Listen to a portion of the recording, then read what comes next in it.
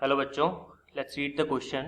The question says which of the following statements is incorrect about alkenes?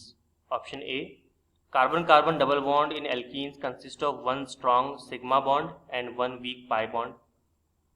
Option B, alkenes are not attacked by electrophilic reagents. Option C, the presence of weaker pi bond makes alkenes unstable molecule in comparison to alkanes. Option D, strength of double bond is greater than that of carbon carbon single bond in ethane. Question को solve करने से पहले देख लेते हैं इस question का की कॉन्सेप्ट. तो यहाँ पर क्वेश्चन के लिए जो की कॉन्सेप्ट होगा that is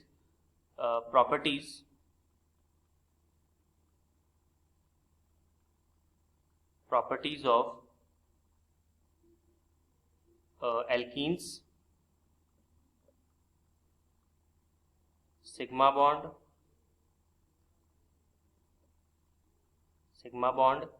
and pi bond.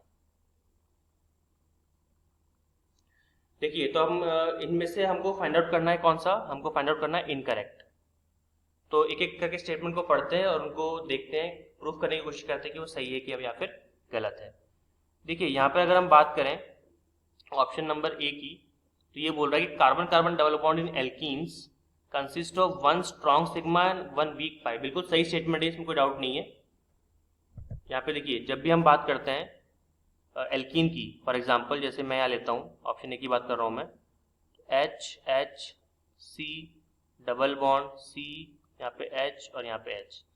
तो आपको पता ही है कि यहाँ पर एक सिग्मा बॉन्ड होगा और एक पाई बॉन्ड होगा.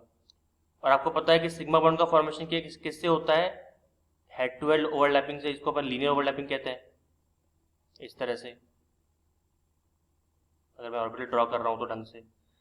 और यहाँ पे अगर मैं पाई बॉन्ड की बात करूं तो पाई बॉन्ड कुछ इस तरह से होता है, जिसको हम कहते हैं साइडवाइज ओवरलैपिंग.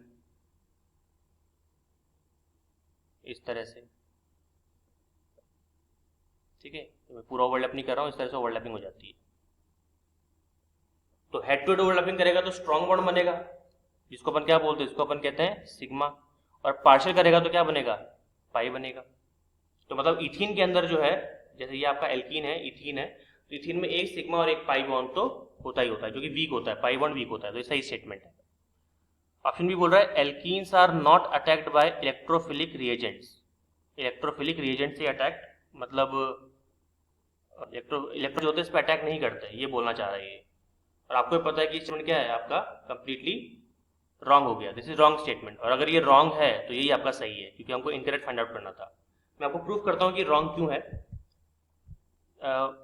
देखिए, आप कोई सा भी एल्किन ले लीजिए. सपोज कीजिए मैं एल्किन लेता हूँ सी डबल बॉन्ड सी, यहाँ पर ले लेते हैं हम लोग एच, इधर यहाँ पे एच, यहाँ पे एच और यहाँ पर एच. अब आपने इसकी रिएक्शन मालूम करवाई किसके साथ में, HBr के साथ में. अब HBr तो एसिड है, तो HBr क्या प्रोड्यूस करेगा, HBr आपका प्रोड्यूस करेगा H प्लस और साथ में Br माइनस. तो ये जो H प्लस देख रहे हो ना आप, H प्लस यहाँ पे क्या हो गया, H प्लस आपका हो गया यहाँ पे इलेक्ट्रोफाइल. और इलेक्ट्रोफाइल होने की वजह से वो आराम से अप्रोच कर सकता है इस C double bond C carbon को, क्योंकि यहाँ पे इलेक्ट्रॉन डेंसिटी ज़्यादा है. तो किसी एक कार्बन को क्या करना पड़ेगा, इसको इलेक्ट्रॉन देना पड़ेगा. जब इलेक्ट्रॉन देगा तो क्या मिलेगा आपको, H, यहाँ पर H सिंगल बॉन्ड, तो एक बॉन्ड टूट गया, H यहाँ पर H. और मान लीजिए कि ऊपर वाले कार्बन ने इसको इलेक्ट्रॉन दिया, तो H यहाँ पे आ गया और पॉजिटिव चार्ज इस कार्बन पे. ठीक है. तो ये स्टेटमेंट कंप्लीटली रॉन्ग है. इलेक्ट्रोफिल अटैक नहीं कर सकता, बिल्कुल अटैक कर सकता है. और इस रिएक्शन को हम लोग क्या बोलते हैं, इलेक्ट्रोफिलिक रिएक्शन.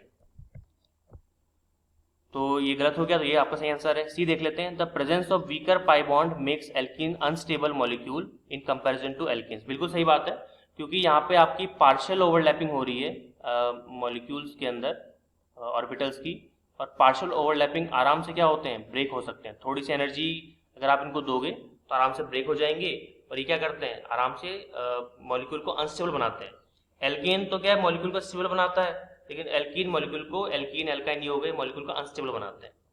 तो ये बात भी बिल्कुल सही है, करेक्ट है मतलब. तो ये रॉन्ग स्टेटमेंट हो गया, ये रॉन्ग है, ये रॉन्ग हो गया.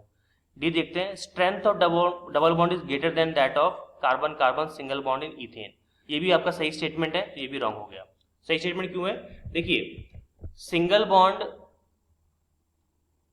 डबल बॉन्ड और ट्रिपल बॉन्ड, इन तीनों बॉन्ड की जब हम बात करते हैं तो जितने नंबर ऑफ बॉन्ड्स बढ़ेंगे, क्या एटम उतना ही क्लोज नहीं आ जाएगा? और जितना क्लोज आएगा, क्लोज आने का मतलब क्या है? क्लोज आने का मतलब यह है कि दोनों एटम्स की जो होल्डिंग कैपेसिटी है, जो अट्रैक्टिव फोर्स है, बहुत ज़्यादा बढ़ गया है।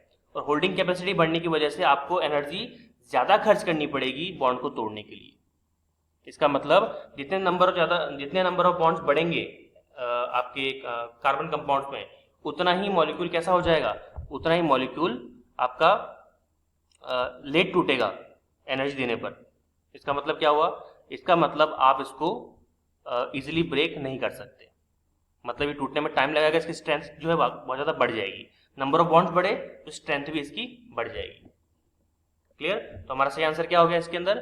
सही आंसर हो गया हमारे पास में option number B. Hope you understood it well. All the very best.